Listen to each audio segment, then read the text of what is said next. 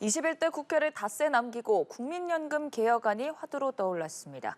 다음 주 최상병 특검법의 재표결을 앞두고 여야의 신경전도 고조되고 있는데요. 두 분과 정치권 소식들 짚어보겠습니다. 조청래 전 여의도연구원 부원장, 조기현 민주당 법률위원회 부위원장 나와 계십니다. 어서 오시죠. 네, 국민연금 개혁안을 둘러싼 여야의 논쟁이 뜨겁습니다. 이 얘기부터 좀 해보도록 할 텐데 현행 보험료율 9%, 소득대체율 42%에서 보험료율은 13%로 올리자 동의를 했는데 양당이 국민의힘은 44% 그리고 민주당은 45%로 소득대체율을 인상해야 된다. 조금 엇갈렸습니다. 단 1%포인트 차로 사실 계속 좀 상충돼 왔었는데 이재명 대표가 기자회견에서 수용하겠다 갑자기 입장을 바꿨거든요. 보셨습니까? 글쎄요, 이제 제안한 방식도 보면 이게 뭐 영수회담을 요청을 했잖아요. 네. 영수회담을 통해서 담판하자. 뭐 이거는 제가 볼 때 국회에서 여야가 합의해서 처리하고 대통령실에서 뭐 추후 조치를 하든지 해야 될 사안인데 이재명 대표가 이 사안을 들고 나면서 영수회담을 걸고 나온 것도 일단 정략적으로 보이고요. 그다음 지난 5월에 국민의힘 쪽에서 그 소득 대체율 44%를 가지고 논의를 하자고 그랬을 때 민주당이 45%를 끝까지 고집하면서 2주 동안 응답도 제대로 안 했습니다. 그런데 이게 이제 28일 날 본회의 앞두고 갑자기 치고 나온 거잖아요. 그래서 사실 구체적이고 조밀조밀한 사실 연금개혁안이라는 게 굉장히 복잡한 내용입니다. 소득 대체율, 보험료율이나 소득 대체율뿐만 있는 게 아니라 구조개혁의 문제도 있는 아주 치밀하게 검토해야 될 사안이거든요. 이 부분을 다 빼버리고 이게 치고 나온 것은 지금 민주당이 최상병 특검법 처리를 당면한 전국의 현안으로 보고 있잖아요. 이 부분의 분위기를 만들기 위한 측면도 있는 것 같고, 그다음 또 한 가지는 나라와 미래 세대를 위한다는 뭐 명분이 좋잖아요. 그러니까 이재명 대표가 이 점을 선점해서 치고 나옴으로 해서 이게 받아들여지든 안 받아들여지든 손해볼 거 없다는 계산을 한 것 같아요. 그런데 연금개혁은 한 정권 안에 여러 번 할 수 있는 내용이 아닙니다. 좀 더 구체적이고 치밀하게 조율이 필요한 사안이라 이렇게 봅니다. 네, 이 대표는 국민의힘의 안을 전적으로 좀 수용하겠다. 그리고 영수회담 카드까지 꺼냈는데 조금은 뭐 한 번에 마무리되는 거는 아니다라는 입장을 내주셨거든요. 한 번에 마무리되는 것은 분명 아니죠. 그래서 오늘 이재명 대표가 44% 안을 전적으로 수용한다는 입장을 밝히면서 22대 국회에서는 지금 국민의힘이 하고 국회 연금특위에서 논의했던 구조개혁안 2차 연금개혁을 하자는 겁니다. 네. 그런데 이게 지금 연금개혁안 합의가 안 됐던 게 구조개혁에는 어떤 이에 따른 부수적인 문제들이 아니라 보험료율과 소득대체율 문제였습니다. 특히 보험료율을 올리는 것은 인기 없는 거잖아요. 국민들 싫어하시잖아요. 그럼에도 불구하고 여야가 어렵게 13% 인상에 합의를 했습니다. 소득대체율 1% 차이를 가지고 논쟁이 있었지만 21대 국회 안에 이 정도로 양보해서 해결을 하고 갈 수 있는 여건이 조성됐다는 거죠. 이 부분이 합의가 되면 사실은 이 구조개혁이라는 부분들은 논의를 통해서 이제 이걸 보완하는 방식으로 추가 협의를 해 나가면 됩니다. 22대 국회로 넘기면요. 보험료율부터 소득대체율론이 다시 시작하게 될 겁니다. 그리고 국회 원구성 협상하느라고 몇 달 가고 또 위원회 다시 구성하고 이 과정을 되풀이해야 되는데 그러는 과정에서 선거가 다가옵니다. 이게 될 수 있겠느냐는 거예요. 그러니까 국민의힘이 요구하는 안까지 수용했는데도 불구하고 미온적인 태도를 보이는 걸 보면 대통령은 또 22대 국회로 넘기자고 하는 걸 보면 의지가 있느냐라고 묻지 않을 수가 없는 거죠. 그래서 어쨌든 이재명 대표가 국민의힘이 요구하는 안, 소득대체율까지 다 받았다고 하면 적어도 이것까지는 합의해서 통과시켜 놓고 22대 국회에서 구조개혁 논의를 진행하면 됩니다.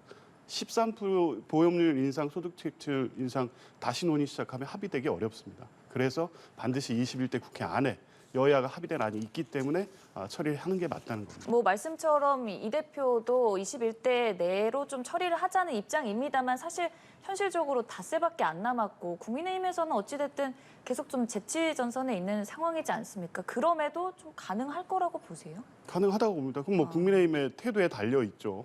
소득대체율 44% 안을 수용한다고 했으면 다른 어떤 이제 이견은 없는 겁니다. 보험료율 인상하고 소득대체율 부분에 대한 합의를 하고 본회의 의사일정 합의만 하면 뭐 내일 아니 월요일이라도 화요일이라도 당장 통과시킬 수 있고 이걸 뭐 자꾸 특검법하고 연계시킨다고 얘기를 하는데 그럼 28일 날 처리하지 말고 하루 다시 잡아서 이 법안만 단독으로 처리하면 됩니다. 어떤 방식으로든 국민의힘의 의지만 있다고 하면 21대 국회 내에 반드시 처리할 수 있는 법안입니다. 네, 그러니까 이재명 대표는 뭐 주말에라도 좀 빠르게 협의를 해서 통과를 시키자라는 입장인데 국민의힘에서는 좀 어떤 반응입니까? 예, 지금 그 소득 대체율이요. 지금 42%입니다. 현행이 42%인데 2028년이 되면 40%로 떨어져요. 그래서 이게 애초에 국민의힘에서 제시했던 건 43% 아니었고 민주당이 45%를 계속 고집했기 때문에 국민의힘에서 1% 양보해서 44%까지 내놨지만 민주당이 여태까지 아무것도 아닌 겁니다. 아무것도 안 하다가 갑자기 말이죠. 최상병 특검법 처리와 관련해서 원포인트로 우선 요율, 소득 대체율 부분하고 보험료율만 가지고 결정하자. 그다음에 구조개혁 부분 있잖아요. 연금과 기초연금의 네. 문제라든가 기업과 개인연금 이런 문제들이 있습니다. 더 복잡한 문제가 있는데 이런 부분은 22대 국회로 넘기자 이렇게 얘기를 하잖아요. 제가 볼 때는 22대 국회로 넘기면 그걸 또 가지고 또 정쟁의 대상으로 삼을 겁니다. 보통 연금개혁이라는 것은 한 정부가 5년 임기 내에 한 번 하기가 힘든 겁니다. 그런데 민주당이 갑자기 이걸 정략적으로 이용해서 치고 나와서 이 부분 원포인트로 가고 나머지는 이어가자는 게 좀 석연찮아요. 분위기도 석연찮고 의도가 뭔지도 정확하게 모르겠고요. 그거를 뭐 이재명 대표나 민주당이 제대로 설명한 적도 없고 왜 갑자기 저러는지도 모르겠고요.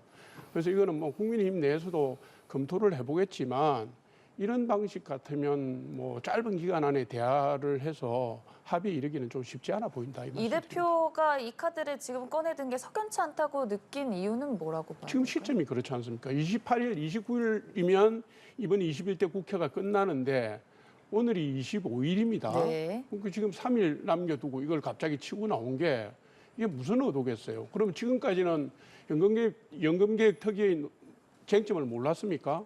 언론에서 계속 문제 삼았고 사설에까지 나오고 했는데 입을 꾹 닫고 있다가 갑자기 이재명 대표가 치고 나왔단 말이죠. 이거를 그 진정성을 이해하기는 쉽지 않은 상황이다. 그러니까 뭐 22대 국회를 개원하는 게 얼마 남지 않은 상황에서 해병특검법에 연금 개혁까지 조금 부담을 지우려는 의도가 깔려 있다고 보시는 정치적으로 선점해서 가면서 윤석열 정부와 국민의힘을 최대한 압박하고 있는 것이고요. 제가 볼 때는 22대 국회 밑자락 깔기에 들어갔다고 보는 거거든요. 네. 특검법도 그렇고. 예. 네. 말씀해주신 주제로 좀 넘어가서 바로 질문을 드려보겠습니다. 어찌됐든 지금 야권에서는 최상병, 그러니까 해병특검법을 두고도 압박을 계속해서 가야 하는 상황인데 장외 집회까지 돌입했거든요. 이 민주당 내 분위기는 어떤 상황입니까? 특검법은 특검법이고 연금개혁은 연금개혁이죠. 연금개혁이 가장 시급한 민생 아닙니까? 그리고 연금개혁은 윤석열 대통령의 대선 공약이었습니다. 2년 내내 3대 개혁안 얘기할 때마다 가장 먼저 얘기했던 게 연금개혁이었습니다. 이거 통과되면 이게 누구의 성과입니까? 대통령의 성과예요. 공약 지키는 거라고요. 이 부분 특히 요율하고 소득대체율 합의가 안 됐기 때문에 계속 지연되고 있었던 건데 이 부분 통과시키면 구조개혁안은 얼마든지 그 우호적이고 그런 분위기에서 논의가 가능한 거거든요. 22대 국회 가면 인원이 다시 시작해갖고 되게 어렵습니다. 그런 측면에서 보면 이게 2022년 11월 달에 연금개혁 특위 만들어서 지금까지 계속 논의해온 거 아닙니까? 근데 정부에서는 안도 내놓지 않았습니다.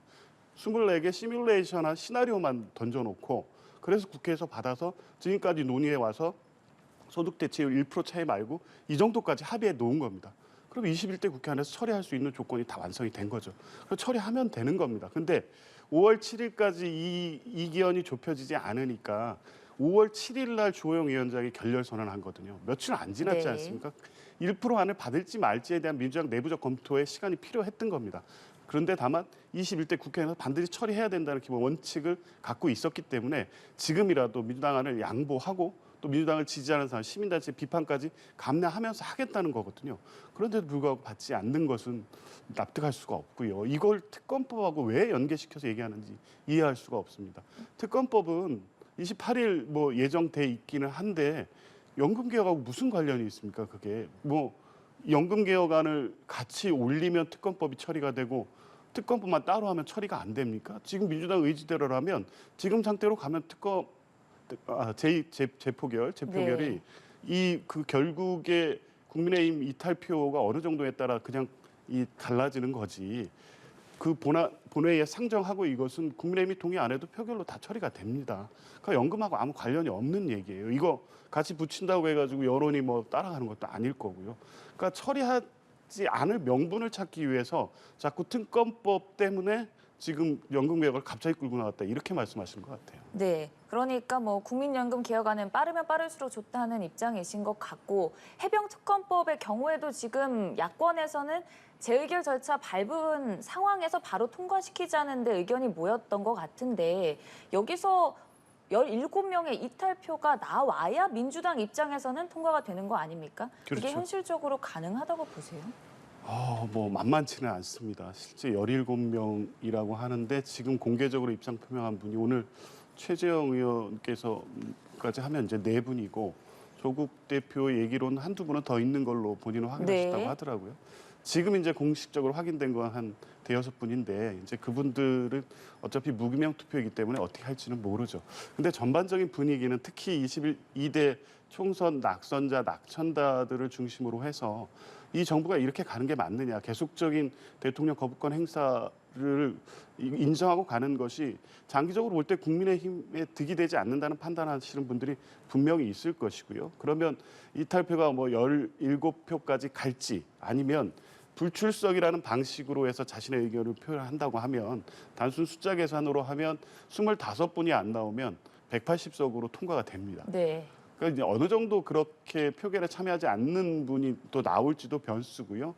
이탈표 변수도 있고요. 이제 이런 부분들이 과연 국민의힘이 지금 뭐 당론으로 확정하고 압박을 하고 설득을 하고 있는데 이게 드러나지는 않기 때문에 결국에 표결 결과를 볼 수밖에 없을 것 같습니다. 네, 지금 이탈표를 두고 계산이 나오는 게 안철수, 유이동, 김웅 의원 찬성 의견 밝혔고요. 여기에 최재형 의원까지 좀 공개적으로 지지 의사를 표했습니다. 4명의 의원이 어찌됐든 공개적으로 찬성표를 던지겠다 한 상황에서 남은 13표 어떻게 될 거라고 전망하세요?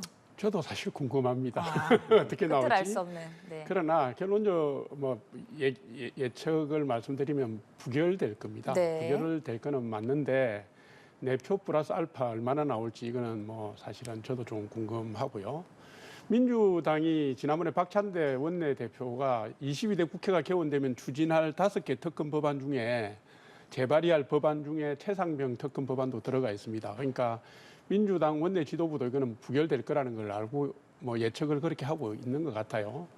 다만 지금 조 변호사께서 말씀을 하셨지만 지난 총선 패배 과정에서 민심의 엄중함을 체감했던 수도권이나 중부권 의원들, 낙선 의원들이 어떤 선택을 할지 이게 궁금하고요. 그다음에 출석률도 궁금하고 제가 볼 때는 4분 플러스 알파니까 한 5, 6분은 더 가담할 수도 있지 않나 네. 이렇게 봅니다. 그럼에도 가결이 되기는 쉽지 않다라는 쉽지 않다, 이렇게 입장이신 봅니다. 것 같은데 이러다 보니 뭐 일각에선 이런 얘기도 나오더라고요. 이번에 재의결 절차 밟을 때보다 오히려 22대로 갔을 때 이탈표가 나올 그런 가능성이 더 적은 상황에서 민주당 입장에서는 추진해 볼 수 있지 않느냐 하는 의견에 대해서는 어떻게 보세요? 이건 통과 자체가 목적이 아닙니다. 특검을 빨리 출범을 시켜서 신속하고 정확하고 공정하게 수사를 진행시켜야 되기 때문에 하루라도 빨리 통과 절차를 진행해야 되는 겁니다. 왜냐하면 이미 뭐 공수처 수사가 진행은 되고 있지만 실제 사망 사건 자체에 대한 수사는 경북경찰청에서 하고 있고요. 공수처장이 임명이 되면서 최근에 공수처 내부 분위기가 심상치 않다는 이런 제보들도 있습니다. 그러니까 수사에 대한 압박을 이미 느끼기 시작한 게 아닌가라는 의심이 드는 상황이거든요. 그러니까 정상적으로 수사가 될 수 있겠느냐는 문제가 있고 또 올 7월이 되면 당시 가장 핵심적으로 작년 7월에 나눴던 통화 기록들이 사라집니다. 핵심적인 증거들이 유실될 가능성도 있어요. 이런 걸 고려하면 가능할지 가능 여부에 대해서 일단 차치하고 재의결 표결을 통해서 최대한 한번 통과 노력을 해보는 게 이 수사를 제대로 진상규명을 위해서 꼭 필요하다는 입장인 거고요. 그래서 단순하게 표 계산만 해서 굳이 뭐 무리하게 할 필요 없이 22대에서 국회에서 하면 돼. 이렇게 아니하거나 한가하게 이 상황을 보지 않는 겁니다. 반드시 21대 국회 안에 하루라도 빨리 특검법을 통과시키는 게 민주당의 목표입니다. 네, 일단 당장 28일에 어떤 결과가 나올지 좀 지켜볼 수 있을 것 같고요. 이렇게 좀 여야의 대치가 벌어지는 부분에 대해서 얘기를 해봤습니다. 대통령실 얘기도 좀 해볼게요. 윤석열 대통령이 어제 출입 기자단과 이른바 김치찌개 만찬을 가졌는데 총선 이후의 영수회담 그리고 기자회견부터 이제는 기자들과의 만찬까지 한마디로 소통에 좀 방점을 찍고 행보 나서는 모습입니다. 대통령께서 애 많이 쓰고 계시죠. 국민에게 다가가기 위해서 노력 많이 하고 계시고 뭐 여러 가지가 바뀌었잖아요. 기자회견 방식도 바뀌었고 또 뭐 김치찌개 약속도 이번에 지키셨고 언론에 다가가기 위한 약속을 하고 있는 거죠. 여러 가지 뭐 그런 변화는 저는 바람직한 거라고 봅니다. 다만 이제 이런 지도가 좀 더 계속 활성화되겠지만 지금 국민들이 바라는 측면들이 있거든요. 총선 이후에 민생을 어떻게 챙기는지, 국정 운영을 해가는 방식에서는 무슨 변화가 있는지, 혹은 대통령을 보좌하는 인사나 정부 인사는 어떤 변화가 있는지 이런 부분들을 국민들께서 예리하고 날카로운 눈초리로 지켜보고 계세요. 그러니까 대통령께서 지금 노력하고 계신 그런 활동들, 메시지가 국민들 눈높이에도 맞는 방식으로까지 좀 확장이 되면 어떨까.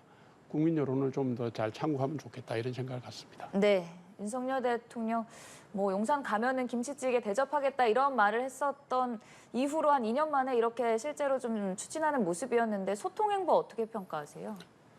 바뀌신 것 같긴 해요. 네. 안 하셨던 것 그리고 반드시 소통이 필요하다는 부분들을 제기를 하셨다는 부분에 의미는 있는데 중요한 건 대통령 자체 생각이 안 바뀌셨잖아요. 지금 국정을 운영하는 것, 계속 또 거부권을 행사하는 것, 여야의 협치를 얘기하고 있지만 영수회담 그 이후에 사실 대치 국면을 계속 만들고 있거든요. 검찰 수사가 그렇고요. 이제 그런 측면을 보면 이런 소통 행보 자체가 이 소통을 통해서 냉정한 민심과 여론을 듣기 위해서 소통을 하는 거 아니겠습니까? 소통은 여론을 제대로 듣기 위한 수단이지 그 자체가 목표가 될 수가 없는 거예요. 그러니까 이런 일정 많이 하시면 그러면 그런 걸 통해 가지고 대통령의 어떤 인식의 변화가 느껴져야 되는데 소통 행보를 하시는 동안에도 사실 지난 총선 이전과 크게 달라지지 않았다는 평가가 계속 나오고 있다는 점 때문에 이런 행사를 보면서도 기자들하고 여러 가지 쓴소리도 듣고 관련해서 허심탄회하게 편한 대화 자리를 가지시는 것 자체는 좋지만 과연 대통령이 그걸 수용을 해서 본인이 그럼 어떤 민생 행보라든가 여야 관계라든가 이런 부분에 있어서 좀 바뀐 생각을 가지고 달라진 모습을 보이시느냐 이게 중요한데 적어도 이런 소통 행보에도 불구하고 지난 총선 이후에 2개월 동안의 모습은 전혀 바뀌지 않은 것 같고요. 그렇다고 하면 의문이 있겠습니다만 밥 한 끼 하신 거 외에 어떤 추가적인 의미를 부여할 수 있을지 모르겠습니다. 네, 윤석열 대통령 일단 소통에 방점을 찍고 좀 행보를 이어나가는 모습인데 인사 얘기도 해보겠습니다. 박근혜 전 대통령의 최측근으로 꼽혔던 문고리 3인방 중 한 명이었죠. 정호성 비서관 대통령실로 가게 됐습니다. 그 배경 뭐라고 봐야 될까요? 그 뉴스를 보고 저도 좀 깜짝 놀랐습니다. 네. 놀랬고 인사의 배경이나 이분과 대통령의 관계가 어떤지는 저도 알 수가 없고 짐작할 수도 없습니다. 꼭 짐작할 필요도 없을 것 같기도 하고요. 그런데 이제 그 대통령실의 일개 비서관 임명을 두고 민주당이 지금 사실 조롱을 쏟아내고 있잖아요. 무슨 탄핵을 준비하나 마나 이런 일고의 가치도 없는 참고할 가치도 없는 얘기들을 하고 있는데 어쨌든 인사의 맥락을 보면 지금 이게 이렇게 가는 게 맞나 하는 생각이 좀 들어요.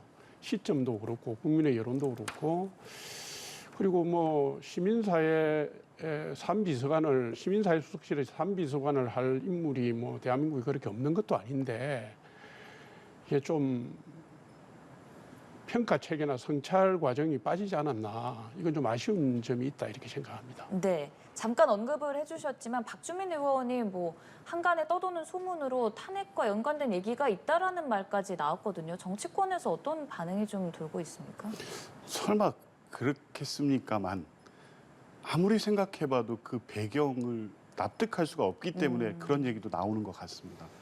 누가 봐도 이 인사 자체로 국민들을 이해하기도 어렵고 그리고 이렇게 인사를 했을 경우에 이 비판받을 수밖에 없다는 걸 모르지도 않을 텐데 왜 이렇게 무리한 인사를 했느냐에 대해서 아무리 여러 가지를 봐도 이해가 안 되기 때문에 그런 얘기가 나오는 거거든요. 특히 다 아시겠지만 정호성 씨는 그 박근혜 정권 국정농단 사건으로 구속 기소됐고요. 그 수사를 했던 분이 윤석열 대통령입니다. 네. 그분을 사면 복권해서 본인의 비서관으로 쓴다. 이게 상식적으로 납득이 됩니까? 이게 공정과 법치를 가장 정권의 중요한 가치로 내세운 윤석열 정권이 전혀 이런 부분 납득할 수 없는 인사를 했다는 점에서 이게 한 명의 비서관의 문제가 아니라 대통령의 인사에 대한 어떤 인식, 심각한 문제가 있다고 볼 수밖에 없는 거죠. 그리고 이제 정호성 씨 같은 경우는 그 외에 다른 뭐 업무적 능력 이런 거 뭔지 적어도 이분에 대한 인사를 할 거였으면 대통령실을 공식적으로 설명은 좀 있었어야 될 것 같습니다. 왜냐하면 비서관 인사하는데 설명할 필요는 없는데 적어도 이런 분들 본인 수사에서 구속 기소됐던 분이 사면됐기 때문에 아무 문제 없다. 이런 인식 때문에 지난 강서구청장 재보선거에서 패하고 그 흐름이 이어져서 총선에서 대패한 거 아닙니까? 또 이런 난맥상을 되풀이하고 있는데 설명을 좀 해야 할 거 아닙니까? 그러니까 도저히 설명도 없고 이해도 안 되고 그 배경에 누가 있는지 무엇이 있는지 납득할 수가 없기 때문에 그런 추론을 할 수밖에 없고 그게 설득력 있게 들리기도 하는 겁니다. 그 부분에 있어서는 적어도 정호성 비서관이 2016년, 17년 그 과정에서 오랫동안 박근혜 대통령을 모셔왔던 분이기 때문에 그 과정에서 있었던 일을 가장 잘 아니까 혹시 정말 그런 게 아닐까 이렇게 생각해 볼 수 있는 거죠. 네. 그러면 정치권에서도 그렇고 두 분 모두 좀 의아하다는 반응인 것 같거든요. 그럼에도 대통령실이 이번 인사를 좀 어찌됐든 추진한 이유는 뭐라고 보세요? 그 이유를 정말 모르겠어요. 뭐 이 주변 또 여권에 계신 분들한테 물어봐도 네. 아무도 모르시더라고요. 그 인사 배경 그리고 인사를 누가 어떤 배경에서 했고 누구의 추천해서 왜 했는지 그러니까 추정키로 그냥 선의로 좋게 해석을 하면 보수 결집 필요 그러니까 워낙 지지율이 지금 안 나오는 상황에서 박근혜 대통령을 지지했던 분들 적어도 안정적인 지지층 확보하는 수단으로 한 게 아니냐 뭐 이런 분석도 나오기는 하던데 글쎄요 정호성 씨를 비서관으로 임명하는 것 정도로 보수층의 입안을 다시 끌어올 수 있을까요? 그것도 이해가 안 되거든요. 그런 정도 이유도. 그럼 모르겠습니다. 그러면 결국 배경 뒤에서 이 인사를 누군가가 주도했다. 무리한 인사인지 분명히 알았을 것이고 비서실 내에서도 뭐 새로 임명된 뭐 비서실장 정진석 실장이나 이런 분들 정치 오래 하신 분들이고 정무 감각 뛰어나신 분 아닙니까? 이 인사를 했을 때 국민들의 반응이 어떨지 모르지 않을 텐데도 불구하고 이 무리한 인사가 됐다고 하면 적어도 공식적인 라인에서 제대로 검토되거나 의견이 대통령께 들어가지 않았던 것 같습니다.